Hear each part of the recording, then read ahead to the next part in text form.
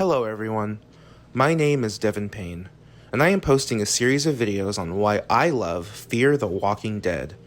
But not just about why I love the show, but why I love seasons 4 and 5. It's no secret that ratings and positive reviews for Fear the Walking Dead have declined since the show's 4th season. Both critics and fans of the show have described seasons 4 and 5 as nonsensical, altruistic, too lighthearted, and just plain stupid. Now, I think we can all agree on at least two of these criticisms. They are altruistic, they are lighthearted, but nonsensical? Plain stupid? I don't think so. Now, this video is not to convince you that you should like seasons 4 and 5 of Fear. My goal is to tell you why I like them and why I think some of the harsh criticisms of those seasons are wrong, and hopefully, by the end of these videos, you might look at seasons 4 and 5 from a different perspective. Let's just rip the band-aid clean off, because the longer we linger on the subject, the more it hurts. So let's get straight to it. This girl, Charlie, killed Nick Clarke. Why did she do this? Because Nick killed her close friend, Ennis. I'm not going to go into how Charlie betrayed the Clarke family and everyone else living in the Dell Diamond baseball stadium by secretly spying on them for her adoptive father, Melvin, because I don't want to. And second, what she did to the main characters of Fear the Walking Dead in Season 4 doesn't matter when it comes to explaining why I like Charlie, and why I am very pleased that Alicia didn't kill her. Regardless of what Charlie did at the baseball stadium and why she did it, this girl murdered Nick. Her reasoning for doing so isn't relevant at all. She killed Nick Clarke, a character that has been with us since the first episode of the show. After AMC aired Frank Delane's death episode, guess who got the flack for killing off his character? Yep, you guessed it. Andrew Chambliss and Ian Goldberg. But why should they get criticized for Nick's death when it wasn't even their decision? In fact, it was Frank Delane's decision to leave the show. Frank Delane said, and I quote, "I had been doing it for 3 or 4 years. The show has undergone many changes in terms of different people in charge, all of this stuff. And I just felt like the beginning of this season kind of felt like the end of an era with this show. And television is hard work, and you have to shoot a lot. I also missed Europe very much. I'm not American, so after a while, I get quite homesick, and all of those things. I also felt like we had achieved what needed to be achieved in the first few seasons, so I thought it was time to keep moving." Unquote. In an interview with Hollywood Reporter, showrunner Andrew Chambliss had this to say about Frank Delane's decision to leave Fear the Walking Dead, explaining the process which went into killing off Nick Clarke. Chambliss said, and I quote, "It actually goes back to season 3, before Ian and I even came aboard. Frank Delane had asked the producers and AMC if he could leave the show because he wanted to pursue other opportunities. One of the first things we were tasked with when we came on to run season 4 was to find a story that would give Nick a fitting send-off. He's been with the show from day one, so it was very important to us and to Frank to find a death for him that was emotional and one that would ripple forward throughout the storytelling." Unquote. So Frank Delane wanted off the show even before Chambliss and Goldberg came on board. So it's not their fault. I'm sure a lot of you would respond by saying, "But they killed Nick off in such a stupid way. Why did Charlie have to kill him? What's up with that?" Well, how else would you have done it? Let's be honest, people. It wouldn't have mattered how Nick died. He could have gone out in a blaze of glory like his mother, fighting off a horde of walkers to protect Alicia, Luciana, and Strand, and you still would have been upset. So I don't want to hear how they could have handled his death better, because I would say they handled his death beautifully. I'm sure some of you would have liked to see the Dave Erickson version of Nick's death. You know, the version where Madison succumbs to her evil nature and becomes a villain and accidentally kills Nick, proving Nick's words to her in the season 3 finale. And then Alicia is forced to hunt down her own mother and kill her herself to put a stop to her mother's self-destructive ways. As interesting as that would have been, it's pretty predictable. I mean, Dave Erickson pretty much laid out his entire plan for the series in this one scene. After watching this, It was pretty clear where everything was going at that point. But you cannot tell me that you saw this coming.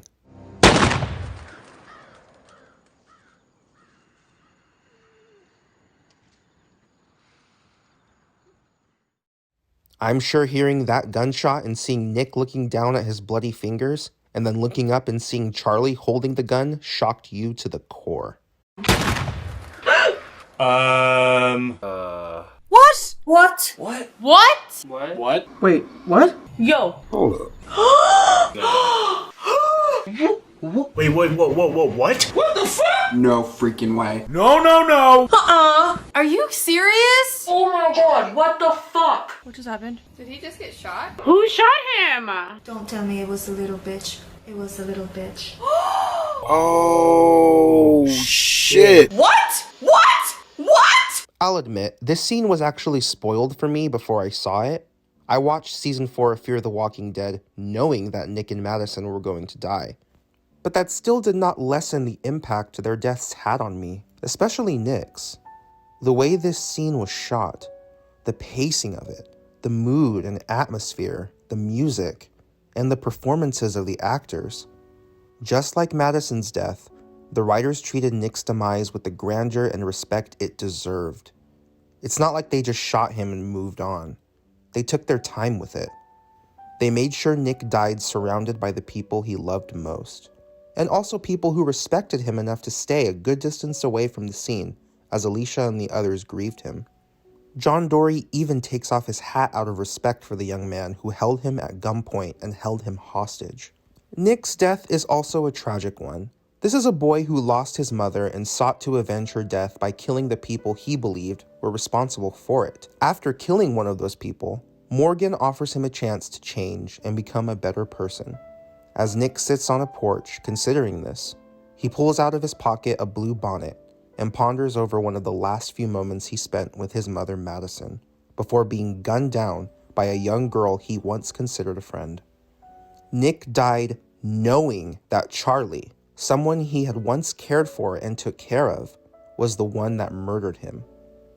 Just as he was pondering the possibility of turning away from his own vengeful behavior and seeing the world in a new light, he dies before he even gets the chance to do so. That's really sad. And picture this. The last person that Nick was thinking of before his life ended was his mom. Think about that for a second.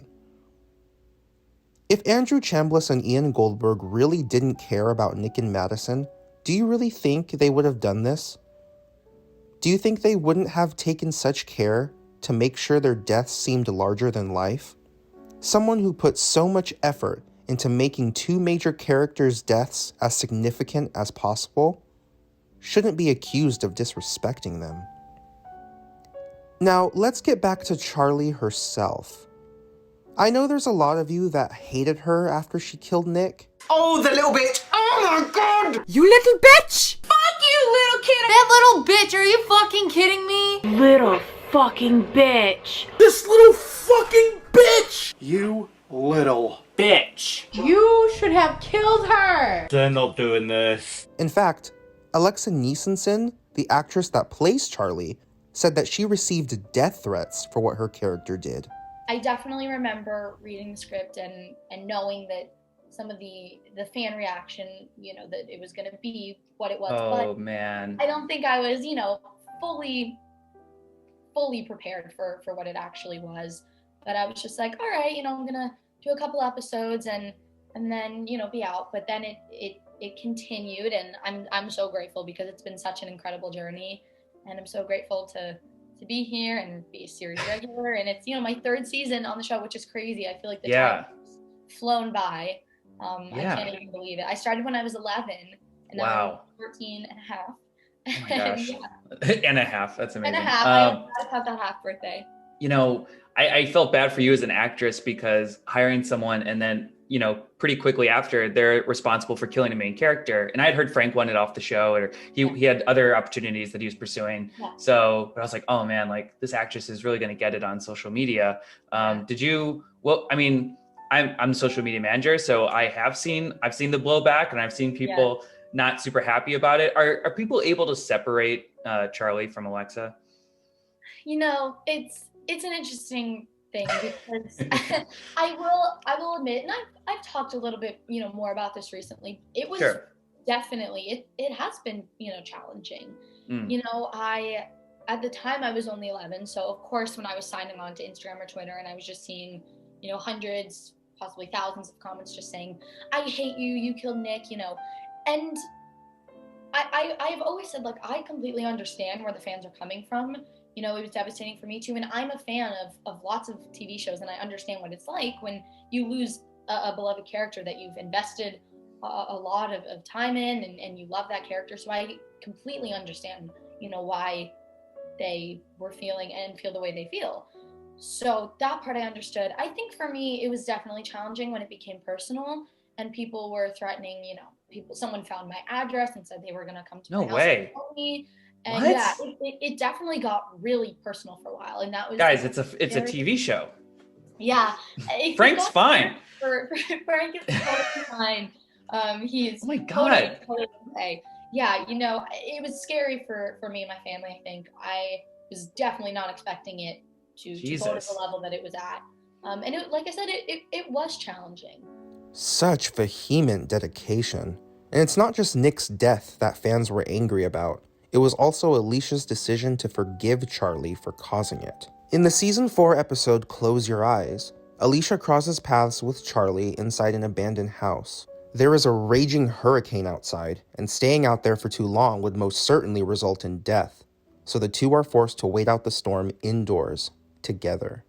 At first, Alicia is cold and cruel to Charlie, and understandably so. Charlie killed her brother, after all. You may be a kid, Charlie. But you know what you did. And that makes you garbage. It makes you a waste of a person. Worse than something stumbling around out there, tearing into people. See, I hope you live to a ripe old age. So you have to remember what you did. What you did, who you are, and how you can never, ever make up for it. But when Alicia finds out that the sole purpose of Charlie being inside of that house was to kill herself for what she did to Nick, things start to take a turn. Now, we can't excuse Charlie's actions simply because she was a child. No, Charlie knew exactly what she did, and she knew how wrong it was. If she didn't, she wouldn't have felt bad about it, especially so bad to the point where she wanted to commit suicide. But the fact of the matter is, Charlie doesn't really want to die, and truth be told, she didn't even really want to kill Nick. Just look at her face right after she pulled the trigger. I'm willing to bet that the second, and I mean the second she pulled the trigger, she regretted it instantly. Not merely because she killed someone, but she killed Nick, who is a friend to her. I think even though she was working for Mel and Ennis the whole time, I think she truly did develop feelings for Nick. I think she felt terrible for what she was doing. She was being torn between two families. That must have been hard, especially for a child. But she killed Nick! Okay, I understand, but we have to ask ourselves, who in the show hasn't killed?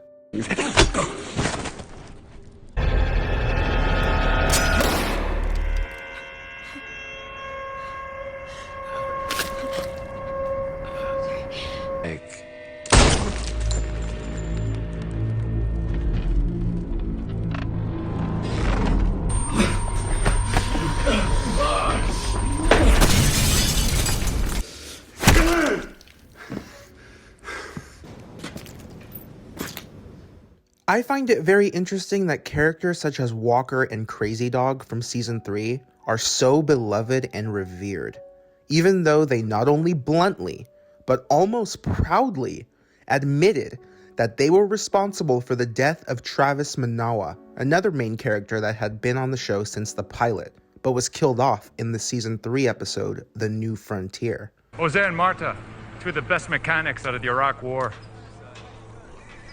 It was good shooting. Crazy Dog was an army sniper. Your America's offered us some useful tools. Took everything, but gave us some things in trade. The sun had set. We had waited there all day. We were about to head back when we heard it. You killed him. You hate me. Good. Maybe you can understand the anger I have towards the Ottos. Magnify that hate 1,000 times. Maybe you can understand. So, where was the hate for Walker? Where were the death threats to Michael Grayus and Justin Rain? How did Walker become someone Madison ultimately came to admire and respect? It's been good walking with you, Madison Clarke. You too, Taka. Very interesting indeed. And it begs the question, why is nobody upset when Madison befriends Walker, even though she knows he killed Travis, but are infuriated when Alicia decides to befriend Charlie when she knows Charlie killed Nick? It's just baffling to me.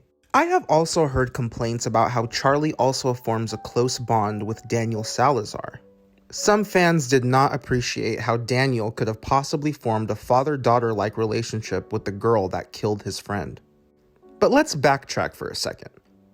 Where did fans get the idea that Daniel and Nick were friends, or that Daniel really cared about Nick at all?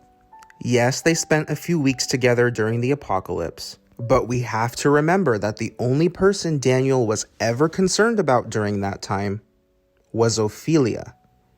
If there was a place Daniel could settle safely with his daughter without Travis, Strand, and the Clarke family, do you think he wouldn't have done so? In fact, any time Ophelia tried to talk her father into accepting them as friends, he brushed it off and reminded Ophelia of their place in their lives. No te confunda, Ophelia. This is a family matter. Not confused. Madison is her friend. They've all been there. If she had to choose between her daughter and yourself, who do you think she would choose? And if you still have doubts about whether Daniel and Nick were friends, just remember that in season 3, after Ophelia's death, Nick was just a couple lies away from being physically tortured by Daniel into revealing who was responsible for the death of his one and only daughter. Do you call that a friendship? I don't. So when Daniel meets the girl who killed his quote-unquote friend, how could he possibly start developing fatherly feelings for her? But Charlie's introduction into Daniel's life is personal and deep, and his predilection for her immediately roots itself in his heart, right where Ophelia used to be planted. It's so strong that he goes out of his way to protect Charlie from someone he believes to be dangerous. Ultimately, it all comes down to this. You cannot help who you fall in love with. It's something that just happens, and it's something that's beyond your control. Believe me, I know. My daughter, Ophelia, she's been gone for a while now, but I couldn't let her go. Couldn't let myself say goodbye. But now I could. In a world where the dead walk the earth, and the possibility of death looms around every corner, Daniel has finally met someone who makes him feel the way Ophelia, his one and only child, made him feel. Not only that, but he sees this as another chance to be the father that he wished he had been to Ophelia. Do you really believe Daniel's going to give that up because Charlie's responsible for the death of someone he barely knew? Charlie is the reason Daniel can feel whole and right again. And Daniel realized these feelings before he even knew Charlie killed Nick and inadvertently caused the death of Madison. And although Daniel had respect for Madison, he didn't love her as a friend. Daniel's true love throughout the whole series was his daughter, Ophelia. And Charlie reminds Daniel of Ophelia. I'm sure when Daniel did learn that Charlie murdered Nick, he thought, as sorry as I am for that having happened, that still doesn't change how I feel about, well, my daughter.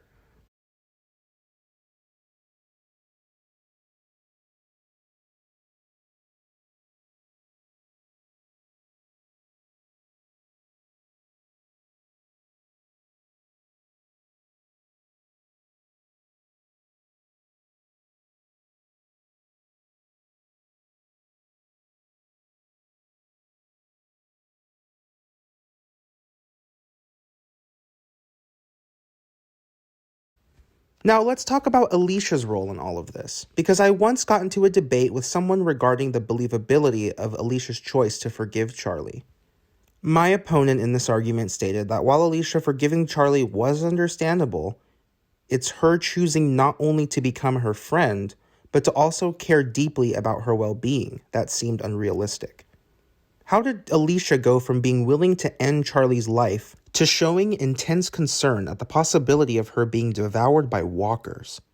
Wow, Alicia. Charlie murdered your brother and the thought of her being bitten by a walker scares you? That's deep. You okay? You bit? I'm okay. But if we examine Alicia's history a little further, we'll find that it actually isn't. The question we have to ask ourselves is this: who is Alicia Clarke exactly? I mean, exactly. Think about this. Alicia grew up with a drug addict brother. She's no stranger to messed up family members who continuously disrupted her life on a daily basis. You can't just ship him off to rehab. You can't send him away like when he was young. Hey, it's not gonna be like this anymore. Well, No. it'll be worse. Especially with Nick, who ends up dying right before her eyes. But how many times has Alicia had to practice being faced with the inevitable death of her brother? Well, there's this.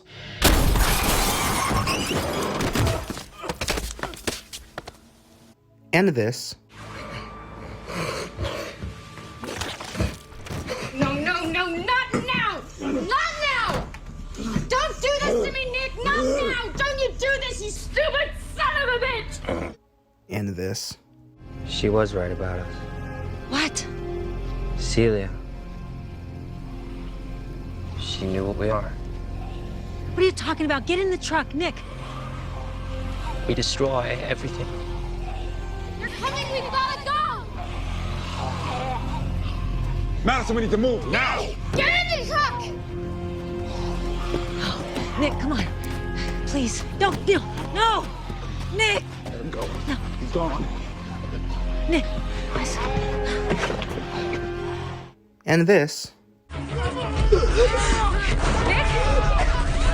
Nick! Stay with him. It's okay. All right? And this.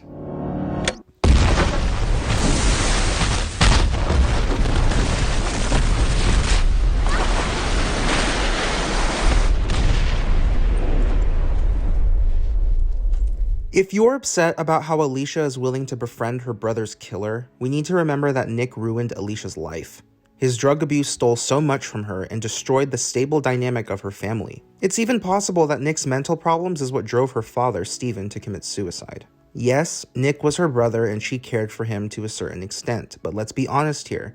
There is still a part of her that despises him for everything he took from her by refusing to quit his drug habit. So when the time came for Nick to actually die, although she was sad, I would argue that by the time she and Charlie caught up with each other, she was pretty much over it. There has to be a part of Alicia that is relieved that she no longer has to babysit her older brother because of his hazardous addiction pre-apocalypse and the irrational and reckless decisions he made post-apocalypse. Like the time he abandoned his family because he thought he had to go his own way. Or the time Madison lit up the hotel so Nick would see where they were. People you want to stay away, you're inviting them. Just have to trust me on this. You almost blew the trade. What if Elena hadn't managed to get those supplies? What about Victor? We got the supplies. We got them. You risked it. Because you heard a rumor about a boy who may or may not be Nick. 15 miles away. It has to be him. How can you know that? You don't understand. Your child is always your child. He's always I'm gonna... your child.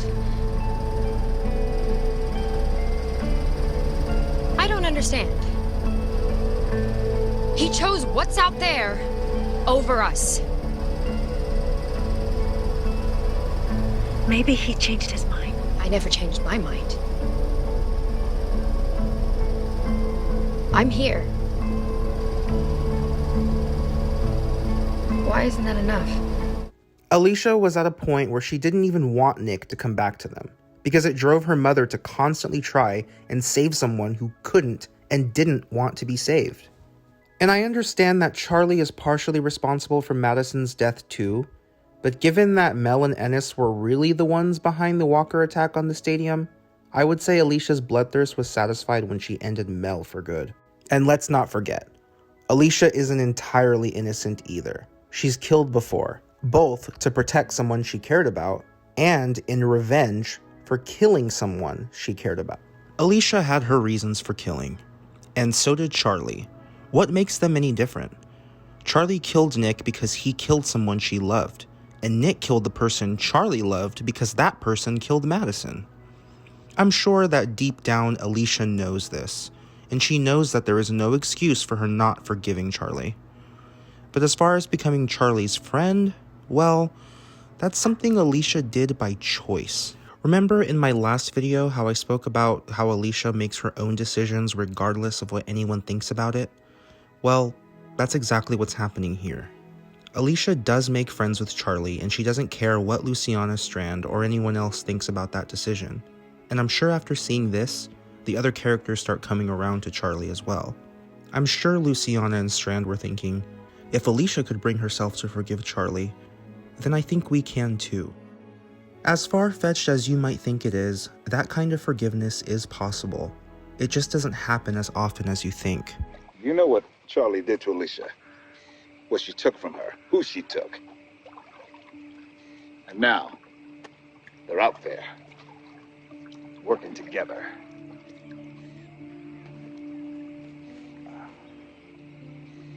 And if that doesn't make you think anything is possible, I don't know what else will. And it's not as if Alicia just decided to forgive Charlie on the spot.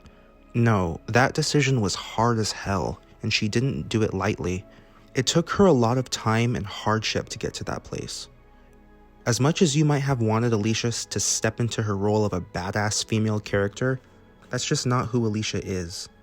Yes, she's strong, brave, and resourceful, but she's not a cold-blooded killer. When she kills in Season 2, she's visibly disturbed by her actions. Yes, when she kills Mel and tries to kill Althea, she does it violently, but I think, deep down, this is so not who she wanted to become, and it's certainly not who her mother wanted her to become either. And this is proven when Morgan Jones stops her from killing June.